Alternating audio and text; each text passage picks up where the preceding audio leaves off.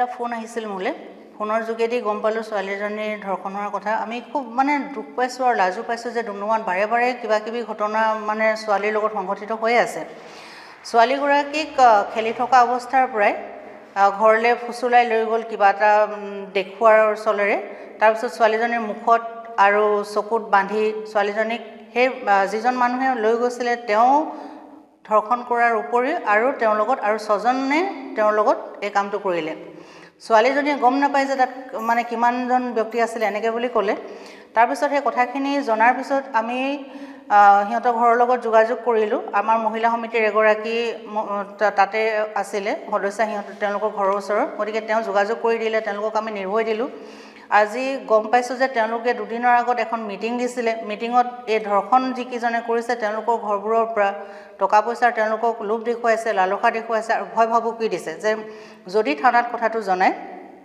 তেনেহ'লে বোলে ঘৰ দুৱাৰবোৰ জ্বলাই দিব ঘৰৰ মানুহবোৰ মাৰি দিব ইত্যাদি ইত্যাদি কথা কৈছে আৰু ছোৱালীজনীকো তেনেকৈ কৈ মানে সিহঁতি আজি ভালে দিনৰ যিহেতু কথা হ'ল ছোৱালীজনীক তেনেকৈ সিহঁতি ভয় ভাবুকি দি মানে কথাটো কাপ দি থ'লে এতিয়া আমি আটাইতকৈ ডাঙৰ কথা আমি আচৰিত হৈ গৈছোঁ যে ছোৱালীগৰাকীক যেতিয়া গা অতিপাত বেয়া হৈছে ছোৱালীজনীৰ মাকে খোজ কাঢ়িব নোৱাৰে তেওঁ অকণমান শাৰীৰিকভাৱে অক্ষম ব্যক্তি তাৰ পৰা ছোৱালীগৰাকীক যেতিয়া বেছি গা চা বেয়া হোৱা দেখি ডক্টৰৰ ওচৰলৈ নিলে চিকিৎসাৰ কাৰণে নিয়াৰ পিছত ছোৱালীজনীক যেতিয়া পৰীক্ষা নিৰীক্ষা কৰাৰ পিছত গম পোৱা গ'ল যে ছোৱালীজনী 23 সপ্তাহ আৰু 4 দিনৰ গৰ্ভৱতী গতিকে এইটো এটা ভয়ংকৰ কাণ্ড সংঘটিত হৈছে আৰু আমাৰ ডুমডুমাৰ সমাজখনক আচলতে এটা মানে ইমান লজ্জানত কৰা ঘটনা এটাৰ পিছত এটা ঘটনা যিবোৰ হৈ আছে এই ছোৱালীজনীৰ ঘটনাটোত আমি অতি মৰ্মাহত হৈছোঁ ছোৱালীজনী 6ষ্ঠ শ্ৰেণীত পঢ়ি আছিলে ক্লাছ 6ত পঢ়ি থকা এজনী ছোৱালীৰ আজি এই অৱস্থা যদি হয় তেনেহ'লে কি বুলি কোৱা যায় মানে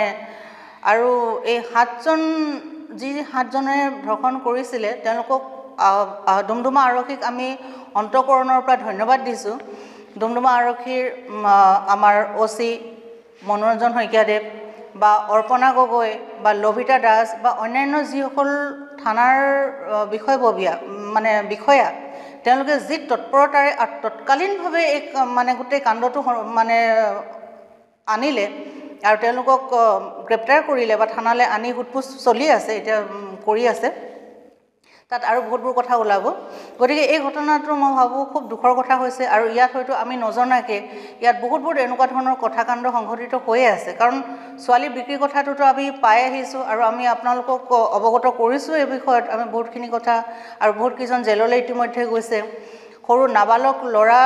ল'ৰাক ধৰ্ষণ কৰিছে তাৰে দুজনমান প্ৰাপ্তবয়স্ক আৰু দুজনমান নাবালক মানে আছে